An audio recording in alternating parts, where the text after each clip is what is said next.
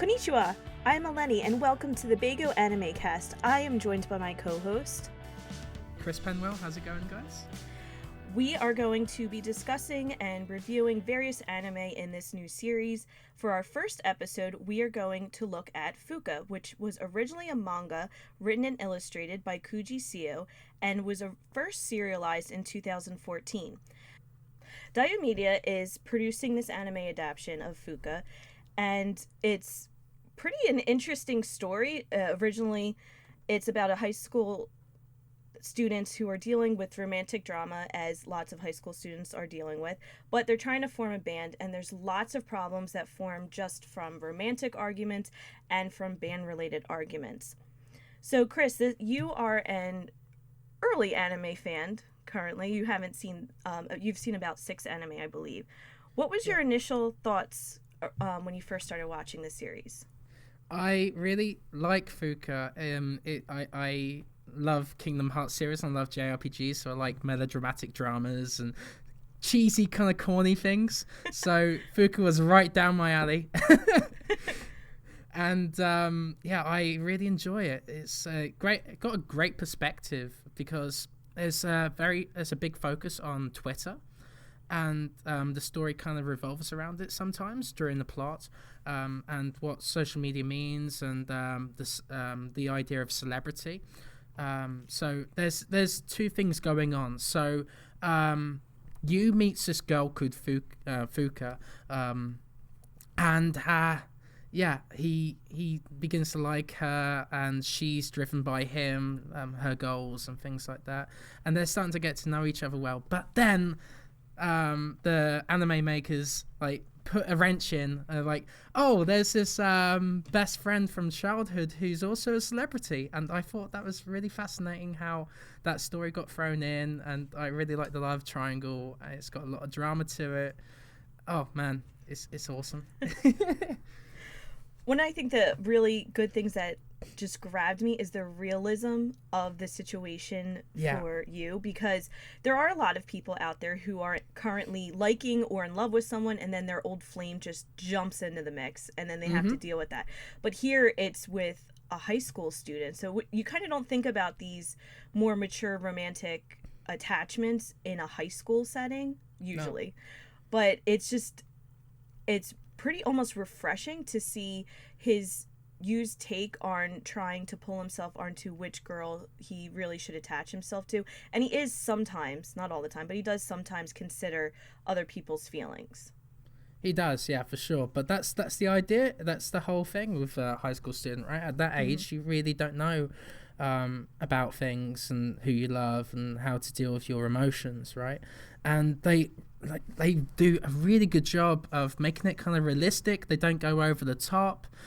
Sure, there's a few fan service moments, but we'll get to that later. But I think the fan service moments actually work well with the anime itself, because he is awkward, and he is shy, and he's on Twitter all the time, and it's a really realistic kind of portrayal of a character. And the nice thing in this story is that there's a good sense of character progression in it. I completely agree. There's so much anime about high school students in love that the characters are rather flat, and they don't tend to progress until usually the very last episode of the series. And for this, seeing within just the first 2 episodes, Yu has progressed immensely. He's starting to realize that his actions do have effect on other people, not just girls, but guys too. And as this series is playing out, I'm starting to wonder, is he going to constantly be growing? Is he going to reach that level early on where he finally realizes who he's going to want to have a relationship with? But I'm really curious on how the rest of this season is going to play out. Yeah, it's got me hooked. It really has, and I don't know why. It's it's a love story, and I don't understand how I'm so into it. I really don't. It's not like the CW where it's over the top. It's not like any of those TV shows that you watch. It's a really down to earth kind of story. I think it's that realism that really just, it makes it relatable, and that's why we're having such fun watching it. We're like, oh, these are the same type of situations that we've gone through, or we know that are going to happen again, and it's just being able to see other people, you know, play it out and how it works, and I think that's really what's making this anime work. What did you think of the art style? It's basic, you know, there's not a lot of movement to it, but at the same time, the eyes are so emotion driven, right? That you can tell how they're feeling through their eyes, and it's quite stunning. Actually, it's quite amazing how they do it. Yeah, anime's known for having most of the emotion within the eyes, but for some reason, Fuka is just, they are working so well with just like a slight droop of the eye or making the eyes brighter, more so than even other animes like that are well known for their art. For everything is pretty much plain in the background. Even like the character designs are very generic. They don't really stand out. If you saw these characters with characters from another series, it would be very difficult. I think that's on purpose though. I don't know, because like you don't expect like crazy character designs and things like that, but like they are able to distinguish each character from each other. Like each one feels kind of unique in a way to each other, and you know, like from their different hair colors and things like that, like, and also I think it's on purpose because they want it like an ordinary life, right? It is supposed to be realistic. It's supposed to be realistic, realistic. right? Like I like how basic used clothes are, right? For example, they look like a normal kid, Japanese high school student. Yeah, exactly. I honestly like how simple their faces are because you're just drawn to their eyes. That's what you're looking at throughout. When they're speaking, when their face is turned towards the screen, that's what you're looking at, is their eyes. You're looking for that emotion. Other anime focus emotion on their the hand movements, their gestures, their mannerisms. For Fuka, they're definitely, it's all about the eyes. It's all about what's going on in their mind. You can see it straight through their eyes. For sure. Like, there are a few animations that look a bit odd, like how they're playing the instruments, for example, during the band. In the band, it kind of looks basic, and it kind of looks stiff. odd. Yeah, it looks stiff in a way. Yeah. Yeah, very stiff. Yeah, it looks very strange at times. It doesn't seem to be fluid enough to make it look more real, but it is difficult. Not that I have ever animated anything, but it must be very difficult to mimic real life, especially something as fast as playing a guitar and a keyboard. Like, it must be difficult for them to try to mimic it exactly. And it does seem like they almost play more if you notice the parts where they're playing on stage, they're looking more at their faces over their hand movements, over their actual playing. A lot of times it's like the blushing of their cheeks, the widening of their eyes that you're looking at. That's something I want to mention though. I think that happens too often. They're blushing, because you don't know how they're feeling really through that, because it happens so often that it's like, oh, does he actually have feelings for her, or is that just like a normal kind of thing, you know? Is he just embarrassed? Like, it doesn't seem to come across as well as it should. It's probably because it's overused. Yeah, the way, it is. From my perspective, it looks like he's just embarrassed most of the time. That's true. Like, he doesn't know. He's like, oh, like, I know how he feels. You know, like, I definitely know how he feels. I embarrass myself. Again, it's relatable. Yeah.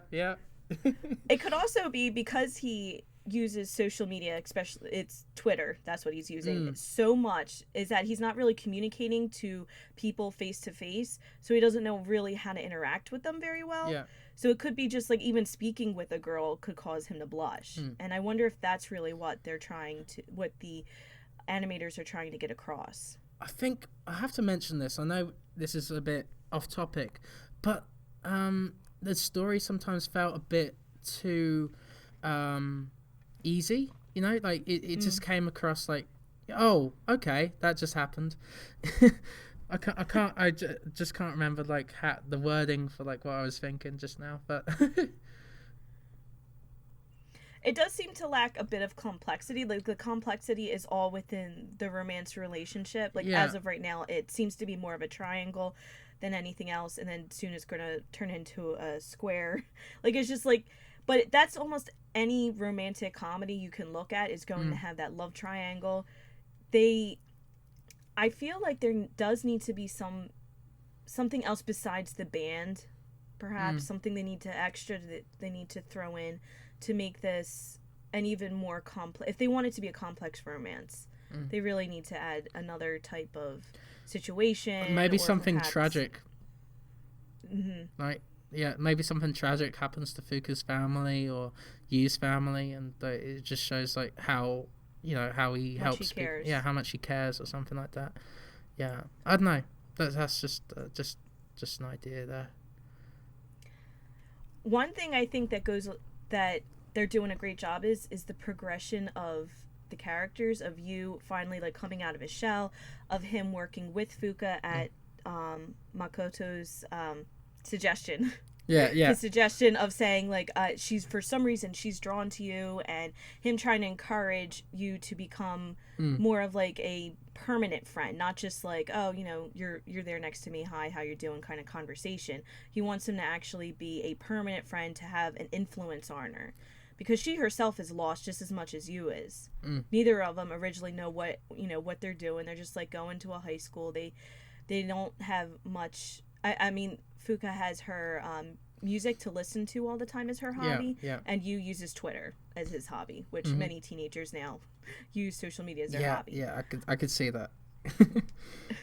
So having both of them suddenly become friends under not the best circumstances. We're not going to spoil. We're trying not to spoil. We'll things, have a spoiler section, I think, at the end. Yeah. There's it's not a most conventional way for high schoolers to meet when this happens, but having them progress as friends, and then having their music that they eventually start creating together progress alongside their personalities. It felt like a good transition. It felt like a natural transition that you don't usually see in much animes. Usually, a lot of times, sadly, it becomes choppy, or the transitions happen way too fast. There's not much of a period where they're actually working towards something. It's usually kind of sometimes it just happens with their personality. Yeah. One moment the girl's just like always shy, and then the next episode she's perfectly like happy because she met him. This time Fuka's actually progressing at a normal, realistic pace. And same way here's what I love, right? In all the anime I've been watching recently, it seems like the girl just falls in love with the guy without even thinking about it. Like, she doesn't have any personality to, like, she's just the love interest, right? But Fuka's really natural, and like, oh, okay, with arguments with him especially, like, he doesn't she doesn't just go falling all in love with him just like straight away, right? There's an actual complexity to it that I really admire and enjoy in that kind of writing. Especially since her personality is so out there. Oh yeah. She, like, you can almost tell her personality from one of the sequences where she's standing on the rooftop, on the very edge of the school rooftop, listening to music with her eyes closed, with wind blowing in her hair. It's kind of like symbolic, as like that's the kind of person she is. She feels the wind. She wants to be free, as Makoto states that she's a caged bird. Yeah. He states that a lot, that she's a caged bird, and it's you who's going to open up that cage and give her wings back. Yeah, so, I love that. So it's almost like they're two sides of the same coin. Like, one cannot exist without the other, in a sense. Yeah. And there is a bit of a conflict with that story, with the pop idol star. I have to... Koyuki? Yes, Koyuki. Yeah. She's referred to as Tama-chan, though. Tama-chan, yes. And Nika-kun, yeah. Because they named themselves after the hedgehogs. Yeah, hedgehogs, yeah. Something I want to mention about the anime is the voice work. Like, it's really good. It's really, really good. Like you don't have to read the subtitles at some points, because like you know exactly how they're feeling. You know exactly how they're feeling from just the sound of their voice and the tone and their performance. Like, it's really, really good. yeah, this cast of voice actors are actually taking this as if it was them experiencing the same exact thing. Oh yeah, I Which, believed like, it. again, it goes back to that whole realism that they're trying to portray, is that you can actually just tell by their voices that it's almost like they're emotionally bonded to the characters they're playing as. Yeah, it's so good.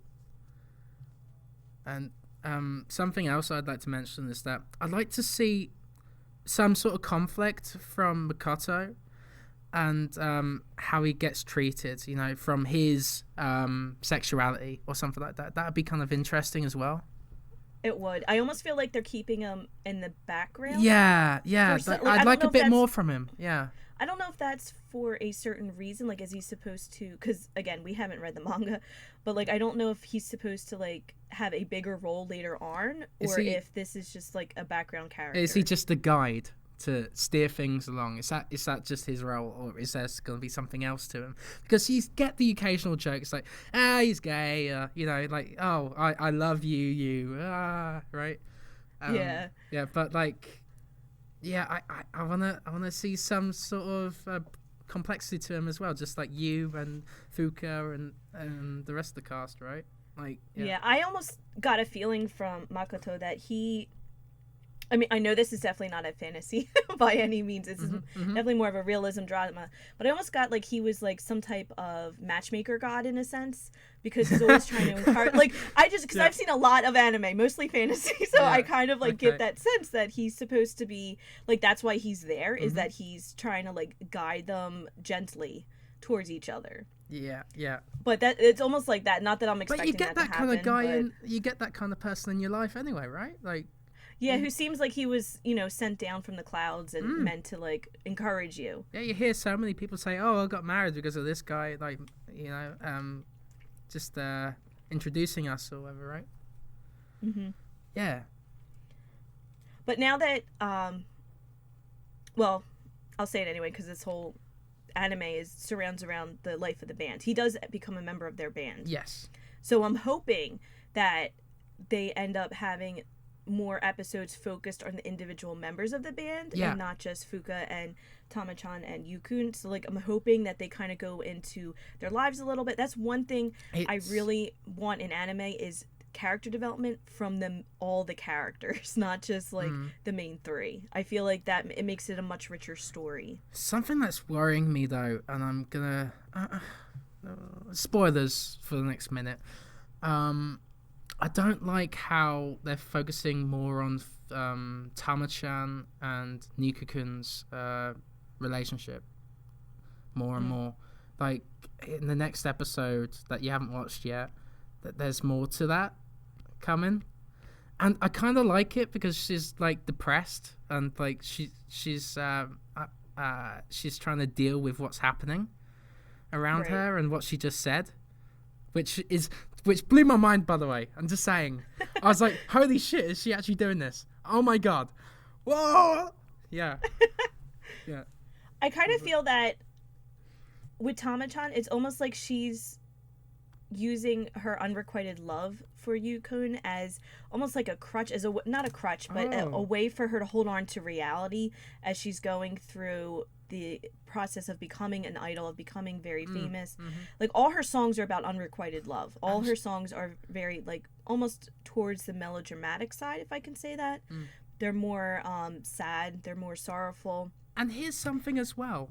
It looks into the role of celebrity, right? And that's what I really like too. And it seems like she's very lonely. But they need to play upon that more. I think they do a little bit. They do a little bit. Yeah, okay. They definitely do in the next episode. But, like, yeah, it's... I'm like, they really develop these characters well. Like, that's something that we're going to keep bringing up during this podcast. Like, bring them up really well. And you believe these characters, and you believe the voices, and you believe their attire, and, you know, things like that. Like, it's just really well done. It really is. One thing that I'm hoping they focus more on, besides Tama-chan's, her transition, well, not, she's already an idol, it's not a transition, but her life as an idol seems to be more permanent now, especially with the spoiler alert, everyone, with the picture that goes viral on Twitter. Oh, With, yes, that's why I said spoiler.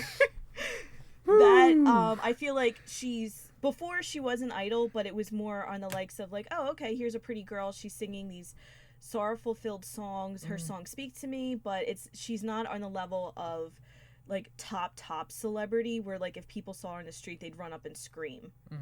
Because if you notice that no one's like really talking to her when she like shows up at the beach or like even on the street, people just kind of walk by her. And it's not until the picture that goes viral on Twitter and probably other social media that people start caring, because now there's intrigue involved. Now there's like more of a mystery. Slander, people want to know more about her. Gossip. Yeah. So I'm kind of hoping that they go more into which I haven't seen episode 8, by the way, guys. But she's behind. Yeah, I'm a little behind. I didn't get to see episode 8 yet, but I'm hoping that they do dive more into her own feelings, because she did want to become a singer. She wanted to become like hedgehogs, basically. She wanted to have a band. She wanted to sing on the stage. But with that comes a very big price. You lose your privacy. You lose, almost in a sense, your personal identity. And I think that this anime is doing a great job of discussing that. Like, here's a band. They all have their own individual personalities, but I wonder how this is going to plan out when, as we saw from I believe it's the second episode of the beach scenes, of the 2 beach episodes, where they're playing on the beach, and it was their first time playing, and they drew in a crowd. Yeah. So imagine what they're going to do once they become more professional and once they actually progress further as musicians. And I hope that they're going to explore this whole angle of them becoming famous and dealing with that, while also dealing with wanting to be in romantic relationships. Yeah, and they do go into that kind of in the next episode. They really do. It's mostly on her, actually, surprisingly. So yeah. So it's not just all positives though. Let's look into the negatives of the show, because there's quite a few. A lot. Yeah. The big problem I have with this, this goes for a lot of anime for me, is the fan service. Oh God. Yeah. I know some people there's people out there who don't care about it. There's some people who are very against it, and then there's some people who are like, well, it's okay if it's written well.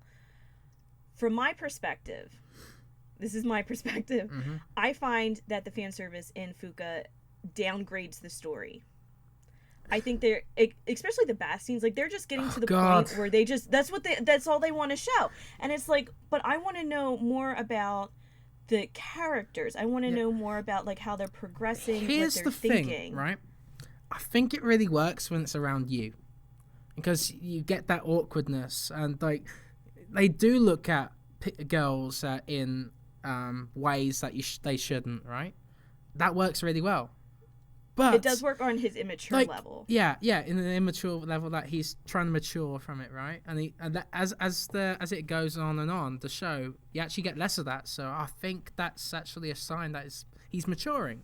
So I think that's actually working with the character progression. But at the same time, you get these scenes like the bath scene, in which like it kind of grossed me out a bit, actually. And like it's not needed at all. What you could do, you could have them sitting in a restaurant, sitting them on the bench or something like that, just talking, rather than having all that creepy shit.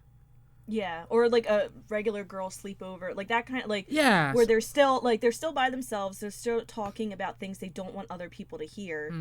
But it's just, I honestly feel like they went so overboard with it that a lot of people might actually be turned off from wanting to know the rest of the story. Yeah, and that's sad. That is sad, for sure. But it is a reality within the anime industry. It is, yeah. I don't know. I'll discuss this as well. This is what is a big turn off to me with anime sometimes, and I think a lot of people feel that way. I do. Because I want a good story, I want good characters, and the fan service, I'm like, no, okay, next one, right? Like, it also feels like a downplay of the audience's intelligence. yeah. Like you're like it's almost like these creators are like, okay, well, you're not going to want to watch this unless you're watching this. Mm-hmm. Like we know you're not going to keep watching. We want to make sure we want to throw in just images so that way that's what you look forward to instead of you actually using your mind to think more about the characters and how they're interacting with each other and how the story is. Mm-hmm.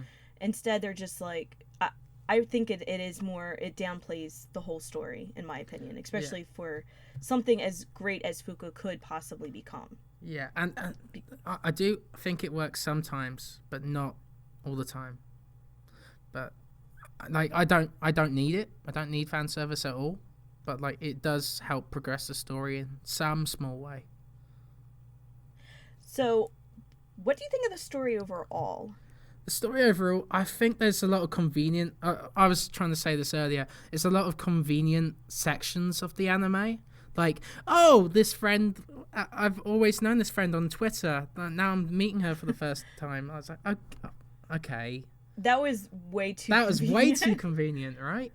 I was gonna say it would almost been better if they were at opposite sides of the restaurant and with different friends. Okay. Or like she was by herself, at least, instead of them across the table from each other. Because think of how many people live in, I don't know, did they actually say, are they living in Tokyo? Mm-hmm. I think so. Okay, so like just think of the amount of people living in Tokyo and the chance that they would meet, that they, like just start thinking about the statistics of this and the probability, and you're like, okay, so it, as realistic as a lot of the storyline is, there's parts of it that are so convenient, it just starts feeling like another like anime that they just like cranked out of the studio. Like it's starting to lose it. They're into the same interests, right? That's the thing. I don't know. They both like hedgehogs. Right. They have similar kind of things. I don't know. Yeah, you're right though. You're definitely right. It is way too convenient usually.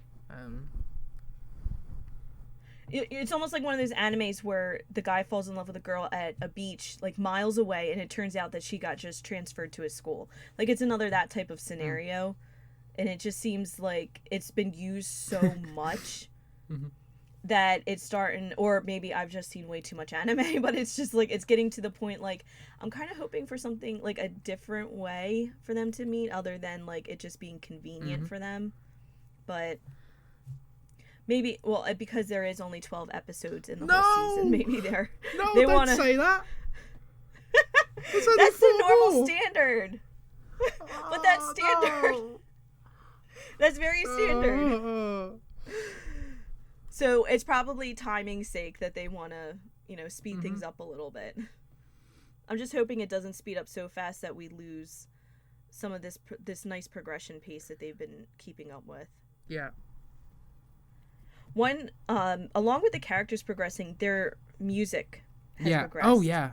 Maybe a bit too quickly. Extraordinary lengths. Maybe a bit too quickly. I don't know. Like... Well, I thought it was odd, because this is an anime that is surrounded around music, in a sense, like romance, obviously, but a lot around music. And the first few episodes, I was sitting there, I started getting mad. I was like, where's the music part? I was like, because in Your Lie in April, like, it starts out with music right away, but like I'm sitting here watching this, I was like, when's the music gonna come in? I know Fuka's like listening to CDs, but you don't actually hear her music that she's listening to. You don't actually get to experience it, and I almost like it so much better when they decided to not introduce the songs I like until that too. later on. Yeah.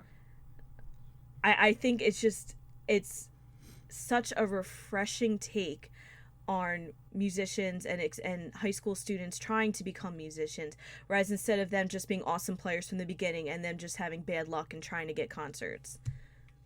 Like, this is a much more realistic take on students who listen to music but they just never played before. Like, they even talk about, Yukun talks about not being able to read music. Yeah, a lot of people have that He problem. talks about that problem. And he's like, what do you... Yeah, but he talks about it like, you expect me to play bass and you want me to play this complicated piece and I can't even read music. So, and then you see them like going to the bookstore, again, spoilers, but you see them going to the bookstore finding books, and it's so refreshing to actually see a realistic take on them progressing as individuals, but as musicians, as those who actually want to perform for other people and make other people smile. It's quite nice as well. Like, and how that works with like her dreams and her goals and things like that. It really makes you feel nice after watching that, watching the show sometimes. Yeah. Is there anything that you kind of wish would happen, either like right away or down the road?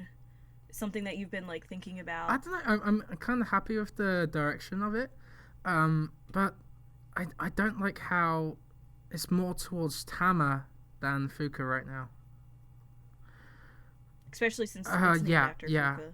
That's what I was thinking. I was like, kind of are they just naming it Fuka because that's what their manga was called, and they're going a completely new direction with it?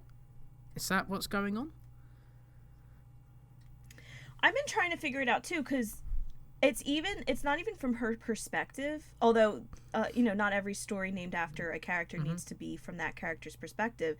But it's kind of odd. Like, we don't even know that much of what she's thinking. Even a lot of the times, like, you can tell in her face, like, her eyes look so sad when she looks at Tama-chan with Yukun and them, and you can kind of tell that she feels sad. You're not sure if she fully likes him, or is it just because he's not talking to her, he's talking to another girl? Like, is it more of that kind of an element, or is it because she likes him? We don't really know. And also what got me a little bit was like, oh, I'm not that interested in him. I was like, what? What are you saying? Why are you saying that to her right now? Right, and I think, oh wait, yeah, this is spoiler section. Sorry, guys. Just skip the next minute. But like, I'm thinking it's gonna go towards Tama. I think because like she said, oh, follow whoever you want to love. You know, like don't let anything stop you. I think something like that, right? And I think that's gonna lead to Tama being with him. And it does seem like they're more compatible in a sense. Maybe because they were childhood friends and they grew up together, they played together, they didn't say whether or not they went to school together, but I have no idea how they're going to bring it back to Fuka at this point. After watching episode 8, I have no idea.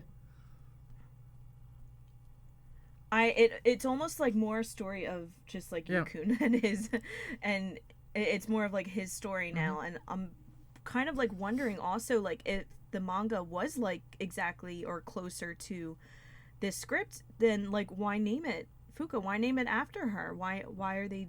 I guess we're gonna have to finish watching it to find out if there's anything that happens. But we'll give you an update. It does seem future that episode list. Just a little bit. Yeah.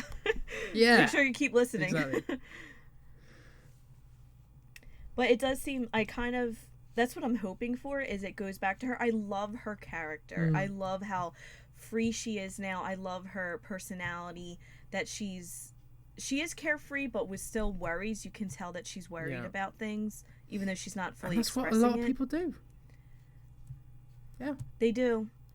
They don't want other people to know how much they're worried about something. Like they want to keep you see people it. really happy, and you hear stories like, oh, they were super depressed, and you know, well, they're seeming really positive about themselves, and maybe they could go in that direction. I don't know. That'd be weird.